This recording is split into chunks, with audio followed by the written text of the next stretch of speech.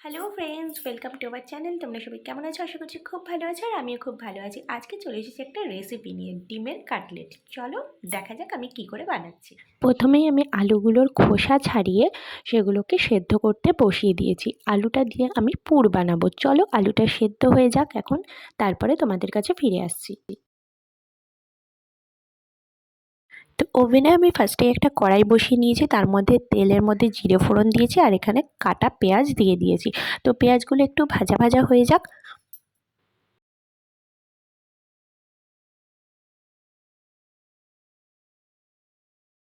এবারে এর মধ্যে আমি দিয়ে দিলাম একটুখানি লঙ্কা কুচি। ঝালটা তোমরা তোমাদের পরিমাণ মতো বুঝে দেবে। আর তারপরে দেখো আমি এখানে সেদ্ধ করে রাখা আলুগুলো দিয়ে দিচ্ছি। আমি খুন্তি দিয়ে এগুলোকে জাস্ট একটুখানি কেটে কেটে দিচ্ছি, যাতে এগুলো ভালো করে স্ম্যাশ হয়ে যায়।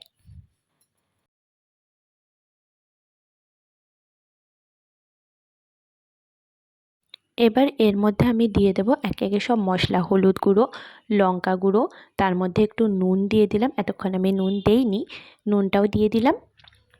চলো এবার একটুখানি এগুলো মিক্স করে নিই।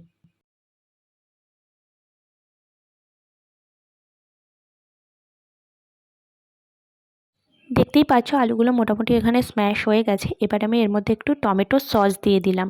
তারপরে এখানে দেখো আমি দিয়ে দিচ্ছি একটুখানি গোলমরিচের গুঁড়ো।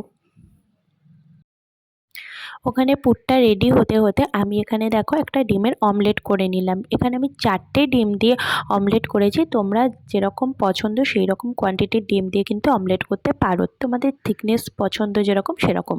তারপরে চলো এখানে দেখে নাও, আমি কিছুটা কর্নফ্লাওয়ার নিয়ে নিলাম। এবার এর মধ্যে দিয়ে দিলাম একটু গোলমরিচের গুঁড়ো, আর এর মধ্যে একটা ডিম ফাটিয়ে দিয়ে খুব ভালোভাবে মিক্স করে একটা ব্যাটার বানিয়ে নিচ্ছি।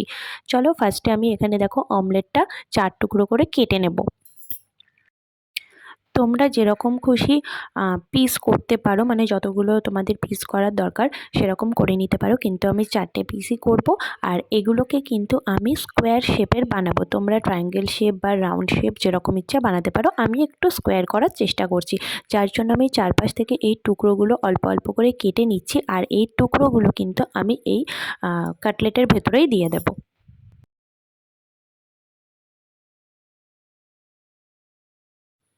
পুরটা আমাদের রেডি হয়ে গেছে। তো আমি এখন পুরটা দিয়ে এই অমলেটের দুপাশে বেশ ভালোভাবে দিয়ে দেবো, যাতে অমলেটটা পুরো এটা দিয়ে কভার হয়ে যায়। আর এদিকে দেখো আমি কিন্তু বিস্কুটের গুঁড়ো নিয়ে নিয়েছি, আর ব্যাটারটা তো তোমাদেরকে দেখিয়েই দিয়েছি।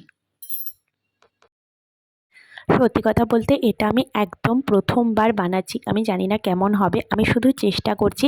যদি কেউ কিছু টিপস দিতে চাও, কাইন্ডলি একটুখানি যারা জানো ভালো রান্নাবান্না, আমাকে টিপস দিতেই পারো, তাহলে আমার খুব ভালো লাগবে। কিছু ভুল হলে আমাকে সেটা অবশ্যই কিন্তু জানিও। তো চলো এখন এই রকমভাবে আমি দেখো কাটলেটটা তৈরি করে সেটা কর্নফ্লাওয়ারের ব্যাটারে একটুখানি ডুবিয়ে নিয়ে, এবার দেখো ব্রেড ক্রামসের মধ্যে বা যেটা বিস্কুটের গুঁড়ো বলে তার মধ্যে আমি কিন্তু এটা ভালো করে কোটিংটা করে নিচ্ছি। একবার কোটিং হওয়ার পর আমি আবার এটাকে কর্নফ্লাওয়ারের ব্যাটারে একটু ডুবিয়ে নিলাম। নেক্সট কিন্তু আমি সেকেন্ড টাইম কোটিং করব, যাতে জিনিসটা মজবুত হয়।